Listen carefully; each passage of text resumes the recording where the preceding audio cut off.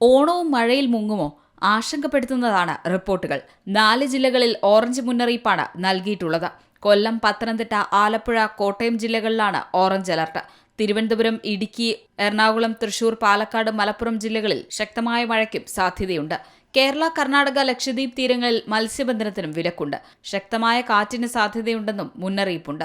മാത്രമല്ല, വിനോദസഞ്ചാരികൾക്ക് പ്രത്യേക ജാഗ്രതാ നിർദ്ദേശവും അധികൃതർ നൽകിയിട്ടുണ്ട്. മഞ്ഞ മുന്നറിയിപ്പ് അത്ര ആശങ്കപ്പെടുത്തുന്നതായിരുന്നില്ല അടുത്തിടെ വരെ.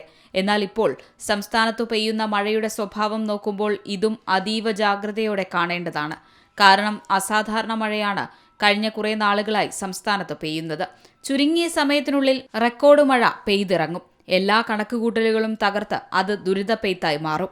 മഴ പെയ്യുന്ന പ്രദേശങ്ങളെ അക്ഷരാർത്ഥത്തിൽ പ്രളയസമാന സാഹചര്യത്തിലേക്ക് കൊണ്ടുപോകും.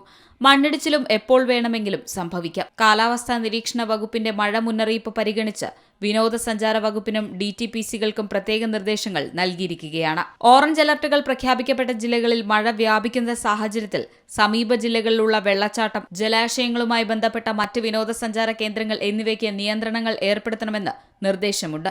അലർട്ടുകൾ പിൻവലിക്കുന്നതുവരെ നിയന്ത്രണം തുടരാനാണ് നിർദ്ദേശം. മണ്ണിടിച്ചിൽ, ഉരുൾപൊട്ടൽ സാധ്യതയുള്ള മലയോര മേഖലകളിൽ മഴ തീരുന്നതുവരെ നിയന്ത്രണങ്ങൾ വേണം. അത്തരം മേഖലകളിലേക്കുള്ള റോഡുകളിൽ മണ്ണിടിച്ചിൽ സാധ്യതയുള്ള ഇടങ്ങളുണ്ടെങ്കിൽ സുരക്ഷാ ബോർഡുകൾ സ്ഥാപിക്കണം. ആവശ്യമായ യാത്രാ നിയന്ത്രണങ്ങൾ ഏർപ്പെടുത്തണമെന്നും നിർദ്ദേശമുണ്ട്. ഇതര സംസ്ഥാനങ്ങളിൽ നിന്നും വിവിധ രാജ്യങ്ങളിൽ നിന്നും കേരളത്തിൽ എത്തുന്ന സഞ്ചാരികളിലും മുന്നറിയിപ്പ് എത്തുന്നുണ്ട് എന്ന് ഉറപ്പാക്കണം. ഏതെങ്കിലും സഞ്ചാരികൾ അപകടത്തിൽപ്പെടുകയോ ഒറ്റപ്പെട്ടു പോവുകയോ ചെയ്താൽ ബന്ധപ്പെടേണ്ട അടിയന്തര നമ്പറുകൾ വ്യാപകമായി ടൂറിസ്റ്റുകൾക്കിടയിൽ പ്രചരിപ്പിക്കണം. മുന്നറിയിപ്പ് അവസാനിക്കുന്നതുവരെ 24 മണിക്കൂറും പ്രവർത്തിക്കുന്ന പ്രത്യേക കൺട്രോൾ റൂമുകൾ ആരംഭിക്കേണ്ടതുണ്ട്.